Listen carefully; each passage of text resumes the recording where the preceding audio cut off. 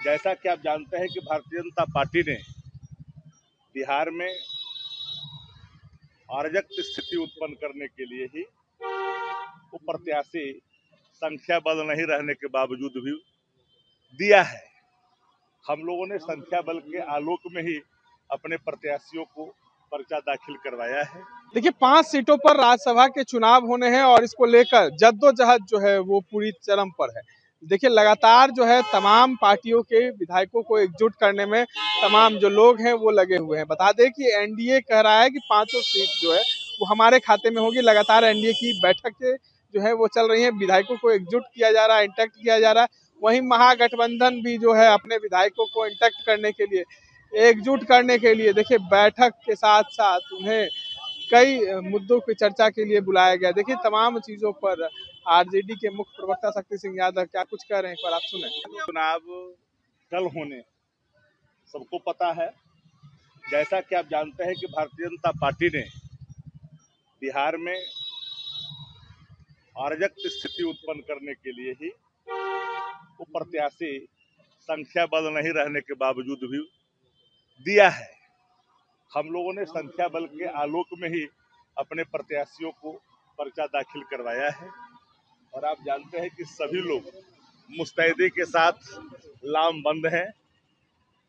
सत्ता प्रतिष्ठान के पास हर चीज है, हर चीज का इस्तेमाल करेगी वो, लेकिन हम लोगों ने जो राजनीतिक शुचिता है उसको बनाए रखते हुए हम लोग अपने संख्या बल के आलोक में आगे बढ़ रहे हैं। चुनाव के जब कल होंगे तो उसके परिणाम भी कल ही आएंगे। हम लोग बिल्कुल अनुशासित तरीके से जो पार्लियामेंट्री जो प्रोसीज्योर है उसको अपनाते हुए हम लोग अपने दल और गठबंधन सबको ध्यान में रख करके काम कर रहे हैं। इंटैक्ट हैं आप लोग के विधायक? हमने एक लाइन में कहा कि सारे लोग ही इंटैक्ट हैं। सत्ता पक्ष के पास संख्या बल नहीं है, वो जो खेला करे उसको करने की छूट है। इस देश के अंदर में भारतीय जनता पार्टी अगर चाहती है तो कई तरह के खेला करती है, उस पर कोई आरोप नहीं लगता और न ही संस्थानें उस पर कोई नैरेटिव गढ़ती है। लेकिन हम लोगों ने तो शुचिता के साथ काम करना शुरू किया है। हमारे पास जो संख्या बल है 202 उधर है और 202 के रेस्ट जो है वो इधर है और उतना ही चाहिए, तो वो चीजें तो स्पष्ट है ना। अच्छा, एक बात ये है, मैंने क्या कहा, पूरी राजनीति विश्वासी पर चलती है। क्रॉस वोटिंग अपने विधायक को नजरबंद भी कर रहे हैं, ये भी बातें आ रही है। कौन बोल रहा है? वो लोग जो तो सत्ता पक्ष के लोग कर रहे हैं। पता करिए जरा, तो बात पता है क्या? जरा करके दिखाओ तो। हमारे यहाँ तो सब बात कर रहा है जी। क्रॉस वोटिंग की भी संभावनाएं जताई जा रही है। क्रॉस वोटिंग की भी संभावनाएं जताई जा रही है।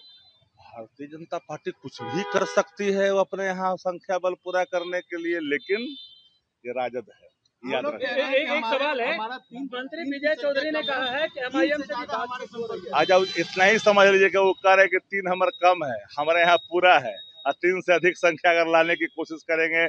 जबरन उन्होंने दिया है, राजनीतिक शुचिता भंग की है। नीतीश कुमार के अंदर चेतना होता तो 5वां कैंडिडेट उधर से होता।